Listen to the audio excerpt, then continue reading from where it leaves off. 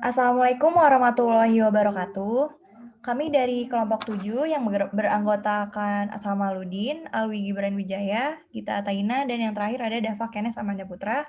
Hari ini kami akan mempresentasikan mengenai peran dan kebijakan pemerintah dalam mendorong perkembangan UMKM di Indonesia. Latar belakang. Perekonomian Indonesia disokong kuat oleh sektor usaha mikro, kecil, dan menengah atau UMKM. Secara garis besar dapat disimpulkan bahwa UMKM adalah unit usaha dengan kriteria aset dan omset tertentu yang ada di Indonesia dengan pengelolaan usaha yang relatif sederhana. Perkembangan UMKM di Indonesia ini memiliki tren yang sangat baik. Bahkan, pada saat krisis moneter pada tahun 1998, sektor UMKM mampu menopang perekonomian Indonesia. UMKM juga dipandang sebagai suatu unit ekonomi yang mampu menggerakkan perekonomian rakyat. Hal ini dikarenakan sektor UMKM mampu menyerap tenaga kerja dengan kuantitas yang besar. Namun demikian, UMKM juga masih menemui beberapa kendala dan tantangan dalam pelaksanaannya. Peran pemerintah diperlukan untuk mengoptimalkan setiap potensi dari UMKM supaya dapat memberikan manfaat yang lebih bagi perekonomian rakyat. Selanjutnya akan dilanjutkan oleh Samal. Baik, sekarang kita akan membahas mengenai kendala dan tantangan UMKM di Indonesia. Nah, seperti yang telah disebutkan oleh Gita, bahwa perkembangan UMKM ini tidak lepas dari banyaknya permasalahan yang bersifat basic dan mendasar. Nah, permasalahan ini itu diantara lain berupa permasalahan modal, permasalahan pada sumber daya manusia, pada pengembangan produk, dan akses pemasaran. Nah, ada juga permasalahan lanjutan yaitu berupa pengenalan dan penetrasi pasar ekspor yang belum optimal, kurangnya pemahaman terhadap desain produk yang sesuai dengan karakter pasar.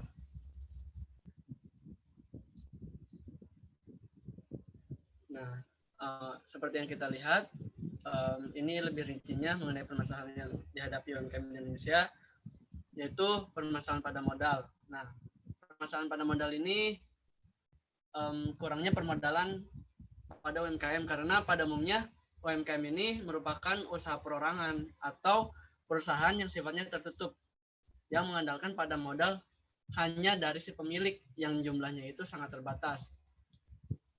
Selain itu, mungkin saja bisa dengan modal pinjaman, namun kendalanya di sini yaitu modal pinjaman dari bank ini sulit diperoleh karena berbagai persyaratan dan lainnya yang mungkin sulit untuk dipenuhi. Lalu ada permasalahan pada sumber daya manusia dan manajemen, yaitu keterbatasan sumber daya manusia usaha mikro dan kecil baik dari segi pendidikan formal maupun pengetahuan dan keterampilannya itu sangat mengaruh terhadap manajemen pengelolaan usahanya, sehingga usaha tersebut sulit untuk berkembang dengan optimal. Karena bagaimanapun sumber daya manusia ini faktor yang sangat penting tentunya. Karena ya balik lagi, manusia itu sendiri yang akan mengelola usaha tersebut. Nah, lalu yang ketiga ada permasalahan di teknologi. Nah, sebagian besar UMKM ini masih dihadapkan pada kendala dalam informasi yang terbatas dan kemampuan akses ke sumber teknologi yang masih kurang. Selanjutnya ada permasalahan pada sarana dan prasarana usahanya, yaitu kurangnya informasi yang berhubungan dengan kemajuan ilmu pengetahuan dan teknologi menyebabkan sarana dan prasarana yang mereka miliki juga tidak cepat berkembang dan kurang mendukung kemajuan usahanya sebagaimana yang diharapkan. Sebetulnya selain permasalahan tersebut masih ada permasalahan-permasalahan yang lain juga. Namun permasalahan utama seperti yang telah saya jelaskan tersebut. Baik, selanjutnya akan dilanjutkan oleh rekan saya. Selanjutnya, di tengah kendala-kendala yang dihadapi oleh UMKM di Indonesia, itu mengalami tren peningkatan dari segi kuantitas.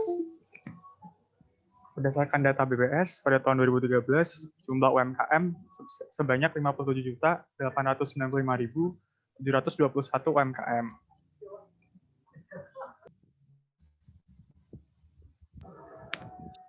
Next. Kemudian, seperti apa kebijakan pemerintah untuk pengembangan UMKM sendiri? Nah, pada dasarnya, kebijakan pengembangan UMKM ini di negara berkembang dan di negara maju itu sedikit mengalami perbedaan arah dan konsep. Di negara maju, itu lebih difokuskan bagaimana penerapan inovasi dan aplikasi teknologi tinggi. Sedangkan di negara berkembang seperti Indonesia, itu lebih fokus bagaimana UMKM ini dapat menciptakan lapangan pekerjaan lebih banyak, kemudian pemerataan pendapatan, penanggulangan kemiskinan absolut, dan juga pengembangan iklim usaha dan pertumbuhan ekonomi. Lalu, pemerintah memiliki tanggung jawab untuk menciptakan suatu iklim usaha yang kondusif. Melalui apa? Yang pertama, perundang-undangan yang menjamin kepastian usaha. Kemudian yang kedua, perizinan yang mudah dan efisien. Yang ketiga, infrastruktur yang memadai. Dan yang keempat, lembaga yang mengkoordinasikan kebijakan dan pembinaan UMKM. Nah, seperti apa contoh dari kebijakan-kebijakan itu akan dilanjutkan oleh teman saya. Terima kasih. Baik, saya akan melanjutkan peran kebijakan pemerintah dalam pengembangan UMKM di Indonesia. Pemerintah juga telah berupaya mendorong UMKM melalui penerbitan beberapa paket kebijakan. Yang pertama yaitu program usahaan dan bantuan modal usaha bagi wirausaha pemula yang nilainya maksimal 25 juta rupiah. Yang kedua, kredit usaha rakyat atau KUR dengan bunga 9%. Kredit usaha rakyat ini merupakan fasilitas kredit atau pembiayaan modal kerja atau investasi kepada UMKM di bidang usaha produktif yang layak, namun tidak dapat mengakses keuangan. Kemudian, hal lain yang juga diperhatikan pemerintah yaitu upaya menanamkan jiwa kewirausahaan. Bagi pemerintah, upaya menanamkan jiwa tersebut kepada masyarakat salah satunya adalah melalui pendidikan. Adanya pendidikan di bidang kewirausahaan diharapkan masyarakat akan mampu mengenali potensi diri dan memiliki karakter kewirausahaan yang unggul. Pengenalan potensi diri ini akan membentuk karakter kewirausahaan yang sangat mendukung keberhasilan usaha, baik usaha individu, kelompok, maupun pembangunan ekonomi secara keseluruhan. Kemudian itu, selain itu, perlu kita ketahui bersama juga mengenai sumber pembiayaan pengembangan UMKM. Sumber pembiayaan tersebut digolongkan menjadi dua, yaitu ada dana bank sentral atau pemerintah, dan ada dana perbankan. Dana yang diberikan memiliki penilaian atas kelayakan usaha, suku bunga murah, prosedur sederhana, dan tanpa agunan. Bank Indonesia juga memberikan kredit likuiditas atau KLBI kepada pengelola oleh PT Permodalan Nasional Madani. Bank Indonesia ini juga terus berupaya pengembangan kelembagaan penyedia dana UMKM dan juga melakukan berbagai pelatihan loan officer bank umum yang menangani UMKM.